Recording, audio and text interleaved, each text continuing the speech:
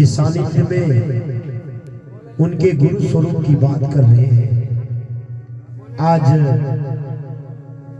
बच्चे के छठियोरी के उपलक्ष्य पर शिव परिचर्चा का कार्यक्रम रखा गया है और मैं बता दूं कि आज का ये जो कार्यक्रम है ये लड़के के छठियोरी के उत्सव पर नहीं बल्कि लड़की के छठियोरी के उत्सव पर ये शिव परिचर्चा कार्यक्रम रखा गया है, क्योंकि लोगों का जो आकांक्षा होता है, लोगों की जो चाहत होती है, वही चाहत मनुष्य को लेकर के डुबो देने का काम करता है। क्योंकि उस परमात्मा के नजदीक आपका और हमारा अंदर की बात को वो जान रहे हैं। थोड़ा सा भी अगर हम और आप विषमता भरी बात को अगर सोचते भी हैं, उस बात का अगर कल्पना भी करते हैं, कल्पना मात्र से उस परमात्मा से हमारा आपका रिश्ता टूट जाता है। धर्म बड़ी सूक्ष्म चीज है, इसको समझना, इसको परखना 2-4 साल 10 साल की बात नहीं है। पूरा जिंदगी अगर आप और हम खपा दें तो पर भी इसके सूक्ष्म स्वरूप तक नहीं जा पाए।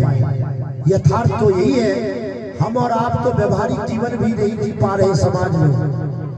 कैसे चलना है, क्या खाना है, क्या पीना है, इस बात का अभी तक तो हमको आपको पता नहीं है। फिर अध्यात्म की बात की क्या कल्पना कर सकते हैं। समाज की जैसी स्थिति है, अगर आप नजर दौड़ाएंगे आपको पता लग जाएगा जो समाज कितने नीचे स्तर पर जा चुका है।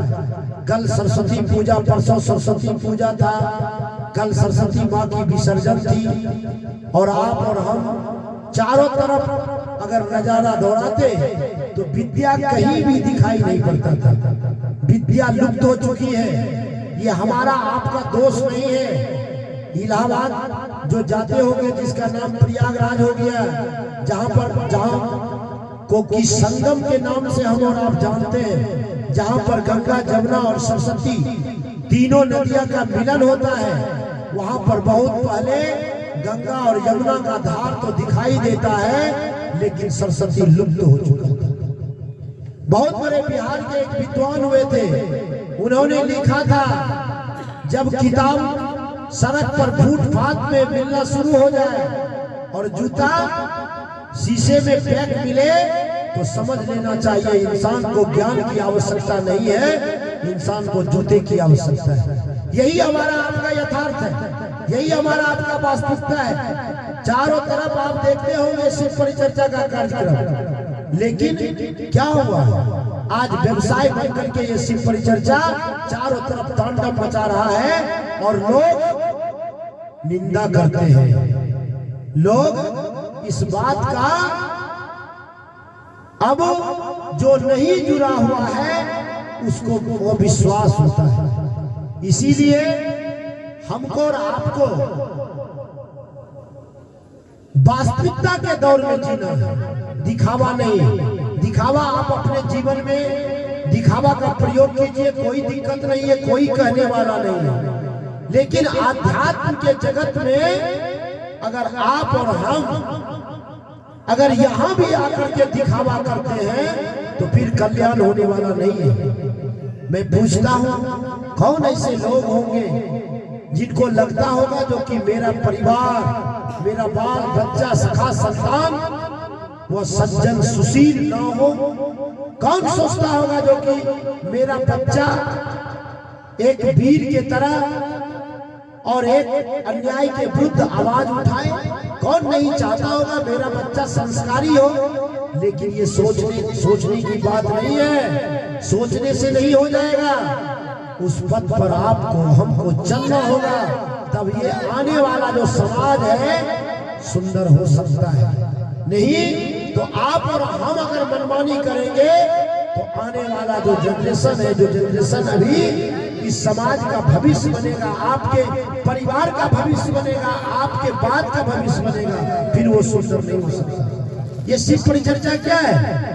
उसी रास्ते को, उसी चीज को उत्थान करने की आवश्यकता है। जब शिव की बात जहां पर होगी वहां पर परिवर्तन नहीं हो रहा है। अगर जो व्यक्ति शिव की बात कर रहा है उस व्यक्ति में परिवर्तन नहीं हो रहा है, फिर ये दिखावा बात और कुछ नहीं। तो मैं कह रहा था आज शिव परिचर्चा का कार्यक्रम बच्चे के छठियौरी के उपलक्ष्य पर रखा गया है। आयोजक का ये ख्यालात था जो मैं अपने बच्चे के छठियौरी में शिव परिचर्चा का कार्यक्रम को रखें। बहुत कम ऐसे लोग होते हैं, क्योंकि दुनिया तो फैशन के पीछे चला गया है। लोग तरह तरह की पार्टियां करते हैं, तरह तरह की फैशन दिखावा दिखाते हैं, जहां पर कि धर्म की उस परमात्मा का बात होता ही नहीं है। लेकिन बहुत ऐसे लोग हैं जो अपने जीवन की तमाम खुशियां को उसी परमात्मा के चरणों में समर्पित कर देना चाहते हैं, जैसे कि लोग दुखी होकर उस परमात्मा के सानिध्य में जाता है। वहीं पर चूक हो जाता है हमारा आपका। जब विपत्ति से घिरते हैं, जब चारों तरफ दरवाजा बंद दिखाई देता है, तब उस परमात्मा का दरवाजा हमको याद रहता है। और जैसे ही खुशी का माहौल आता है, जैसे वो परमपिता परमात्मा हमारे जीवन में खुशियां देते हैं, उसी क्षण हम उस परमात्मा को भूल जाते हैं, और यही दुख का कारण है। इसीलिए दोनों परिस्थिति में अपने जीवन को संतुलन बना करके उस परमात्मा के सानिध्य में रहना चाहिए। तो मैं कह रहा था यहाँ पर जितने लोग आते हैं सभी का परिचय होता है, वह शिव का शिष्य या शिष्या होते हैं। इसीलिए हम तमाम लोग अपने तरफ से कुछ दे नहीं सकते। वो नादान लोग होते हैं जो कोई चीज का गारंटी लेता है।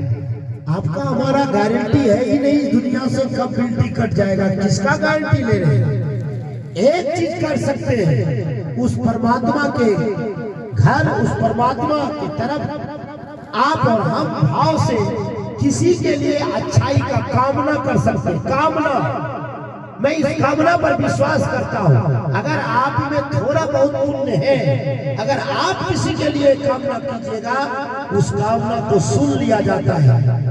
लेकिन किसके लिए कौन यहाँ पर कामना करता है? यहाँ तो प्रत्येक व्यक्ति मात्र अपने लिए कामना करता है, स्वार्थी हो चुका है, धर्म को व्यवसाय बना दिया है। इसीलिए आइए हम तमाम लोग उस जगत गुरु आदि गुरु शिव को से दया याचना करें। हे मेरे गुरुदेव, हे महादेव, जिस उद्देश्य से, जिस मनसा से आयोजक महोदय ने शिव परिचर्चा कार्यक्रम को रखा, तो आइए आप उस बच्चे के प्रति दया दिखाएं, वो स्वस्थ रहे, संस्कारी बने, और ननियर पक्ष और दधियर पक्ष दोनों का नाम को रोशन करे। इतना ही आपसे दया याचना हम तमाम लोग करते हैं। और जहां तक रही शिव परिचर्चा की बात, इसका मूल उद्देश्य को आपको हमको समझ लेना चाहिए। ये कोई दिखावा नहीं है, और भीड़ के पीछे आपको हमको नहीं जाना है। अपने आप में परिवर्तन उस महादेव को गुरु बना करके, क्योंकि ये शरीर तो समाप्त हो जाएगी, लेकिन आपका हमारा जो आत्मा है इस मृत्यु के बाद अनंत पथ के लिए प्रस्थान करेगा। उसके लिए आपको सोचना होगा, उसके लिए कुछ करना होगा।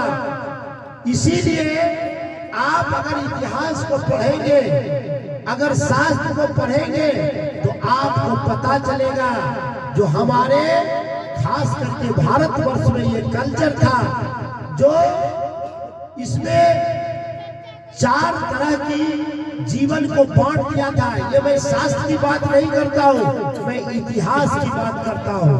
पहला अवस्था ब्रह्मचर्य था, दूसरा अवस्था आपको गृहस्थ था, तीसरा अवस्था वनागमन था, और चौथा अवस्था जो था वो समाधि था। इसीलिए आप और हम अभी के परिवेश में देखिए, उस कल्चर को, उस सभ्यता को पूर्ण रूप से उलट दिए। अब क्या करते हैं, अंतिम सांस तक जब कि लगता है और स्वाभाविक मौत हो सकती है, स्वाभाविक जिसको आप मृत्यु कर सकते हैं, स्वाभाविक मौत। और उस क्षण भी अपने परिवार के विषय में, आने वाले पीढ़ियों के विषय में व्यक्ति सोचता है। ठीक है, अच्छी बात है, आपने जिसको अवतार किया है उसके बारे में सोचना आपका दायित्व है, कर्तव्य है, लेकिन उससे ज्यादा आपको हमको लगाव नहीं होना चाहिए, क्योंकि संसार की वास्तविकता तो यही है, किसी का कोई नहीं। वास्तविकता तो यही है, जिस बात को आप धर्म समझते हैं, जिस बात को आप पुण्य समझते हैं, जिस बात को आप सोचते हैं ये शास्त्र के अनुसार होता है, मैं स्पष्ट रूप से कह देना चाहता हूँ, वो तार्किक बात है। बाल बुलाना तार्किक है, शोक मनाना इससे ज्यादा कुछ नहीं है। नहीं तो महाभारत के लक्ष्यगिरी को आप जाकर के पढ़ ले, आपको पता लग जाएगा। दिल में आपको वैमनस्यता है, दिल में आपको किसी के प्रति शोक है ही नहीं। बाल बुलाने से कोई फायदा नहीं, कोई नहीं। शोक यहाँ उत्पन्न कीजिए। उस वक्त भी दिखावा हुआ था, अभी भी दिखावा होता है। जहां तक संबंध रहा, पुत्र आग देता है अपने पिता और मां को, यही उचितन कहता है। इसके पीछे एक तर्क है, मरने वाले के पीछे शमशान घाट तक तो लोग जाते हैं, आप उसका अंतिम क्रिया नहीं करने के लिए जाते हैं, आप अपना रास्ता देखने के लिए जाइए, जो आपका भी यही हश्र होने वाला है। और जो पिता आजीवन अपने पुत्र के लिए क्या नहीं किया, वही पुत्र पिता को चीता में आग लगाता है। आपको हमको वहां पर सीखना चाहिए, समझना चाहिए, यही यथार्थ है, यही वास्तविकता है। धर्म अच्छी चीज है, लेकिन तर्क दृष्टि से, कुतर्क दृष्टि से अंधविश्वास है। इसीलिए अगर कोई भी रिवाज है आपके धर्म में, अगर कुछ करने जा रहे हैं, उससे पहले तर्क लगा लीजिए, जो तर्क किया है। ऐसी बात नहीं है जो कोई व्यक्ति आपको धर्म के नाम पर ब्लैकमेल कर रहा है, कोई व्यक्ति धर्म के नाम पर आपसे रुपया असूल रहा है, ये गलत बात है। परमात्मा आपको बुद्धि दिया है, आप परमात्मा के परम पिता के संतान हैं, आपका संबंध परमात्मा से होनी चाहिए। आप जिस स्थिति, जिस परिस्थिति में है, आप उनका नाम लीजिए। और ये संसार का जो विधान है, जिस प्रकार की भारत का संविधान है, उसी प्रकार इस पूरी दुनिया को चलाने का जो विधान है, उस विधान पर चलिए, उस विधान को मत तोड़िए, उस विधान के अनुरूप सारा कार्य कीजिए। तब आपको कोई मंदिर जाने की जरूरत नहीं है, कोई पूजा करने की जरूरत नहीं है। कहा दिया है, जितना वेद पुराण सारा चीज का सारांश है, परोपकाराय पुण्याय पापाय परपीडनम। अगर आपके औरों के लिए, दूसरों के प्रति आपके अंदर अगर उपकार की भावना है, अगर आप, तो सबसे बड़ा पुण्य है। अगर दूसरों के प्रति अगर आप आघात करते हैं, ये सबसे बड़ा पाप है। इस बात को गठरी बांध ले, कोई कार्य करने की कोई आवश्यकता नहीं है। आपके सामने में सारा कार्य होता है, परिणाम जीरो, कुछ भी मिलता नहीं है। मैं तो कल ही का बात किया, सरस्वती माता क्या है? विद्यादायिनी, हमको आपको सद्बुद्धि देता है। उनका वास यहाँ होता है। परसों रात हम और आप पूरे रात अगरबत्ती जलाए, धूपबत्ती जलाए, पूजा पाठ किए, उपवास किए। कल क्या किए? मूर्ति के बगल में गंदा गंदा गाना, अश्लील गाना बना करके गए। क्या परिणाम आया मेरी जिंदगी में? क्या परिणाम आया? सरस्वती से प्रेम है, अगर मूर्ति पर आपको आस्था है, तो उसका विसर्जन होने के लिए जा रहा है। आप मायूस होकर के जाइए, क्योंकि 1 वर्ष के बाद पुनः आपको ये मौका आने वाला है। आपके और हमारे समाज में कोई मरता है, किसी का अंतिम संस्कार करने के लिए ले जाते हैं, क्या करते हैं? नाचते हैं, गाते हैं, गाते हैं, कभी नहीं गाते हैं, हमको लगता है ये बुरा है, हम मायूस हो जाते हैं। अगर नहीं भी कोई किसी व्यक्ति को ऐसा लगता है, उसी में शामिल रहता है, जिनको प्रसन्नता होती है व्यक्ति के मरने पर, भले व्यक्ति मर गया, वो भी व्यक्ति दायरे में रह करके थोड़ा सा उदास करके चलता है। लेकिन यहाँ पर क्या हो रहा है? इसीलिए आप और हम ये आडंबर से दूर हटे और अंतर आत्मा से, इसलिए सबसे अच्छा रास्ता है शिव शिष्टता अभियान। इसमें किसी मजॉरिटी की आवश्यकता नहीं है, किसी भी तंत्र मंत्र की आवश्यकता नहीं है, किसी सावन, ये जो शुरुआत में आप और हम ये जो मंत्र करते हैं, ये अखंड मंडलाकार साहब ने रोक दिया है, कर लेते हैं, साहब का कोई जरूरत नहीं है, इसको आप नहीं करिए। इसके बाद ना तो आप फोटो लगाइए, ना तो आप आरती कीजिए, कोई जरूरत नहीं है। आप सिर्फ अपने मन से, आत्मा से वो जगत गुरु शिव का नाम लीजिए, आपका परिवार सुंदर होगा, आपका बुद्धि सुंदर होगा। आप इसके बाद जो आप चलिएगा, जीवन के साथ भी, जीवन के बाद भी इनका साथ रहेगा।